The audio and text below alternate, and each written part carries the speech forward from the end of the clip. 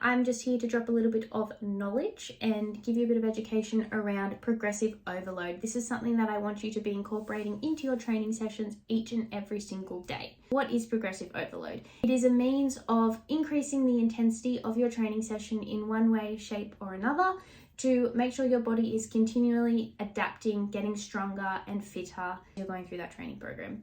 If you did the same thing every single day for a year, you're only going to adapt so much before you plateau. So we add in progressive overload to make sure that you're going to continue to improve. One is doing more repetitions. So let's say you were doing an empty barbell back squat and you did 8 repetitions for the 3 sets. Then in week 2, you're going to do that empty barbell again, but this time you might have done 10 repetitions. That's more volume. You've now done 2 extra repetitions over the 3 sets. How I like to recommend it is if your rep range recommended is 8 to 12 and you did the 3 sets or the 4 sets at the 12 repetitions of that weight and it felt really good, and it's time to progress and pick up a heavier weight. But if you did 8 repetitions, I would continue to focus on that and increase the repetitions until you're up at 12 repetitions at that weight, and then make the weight harder. So the second way that you can incorporate progressive overload is by adding weight. So if you're doing the empty barbell back squat and you build up to 12 repetitions and it's super duper easy,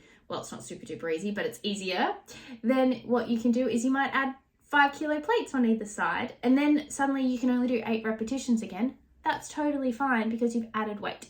So then you would go back to the start and you'll do 8 repetitions, build yourself back up to 12 repetitions, and then you add the weight again. So that is the most simplest way to do progressive overload. Another technique is that you could add a pause or you could slow the repetition down. So say if you can't quite build up to that next weight yet, but it's getting too easy at that original weight, what you can do is really slow the eccentric phase down.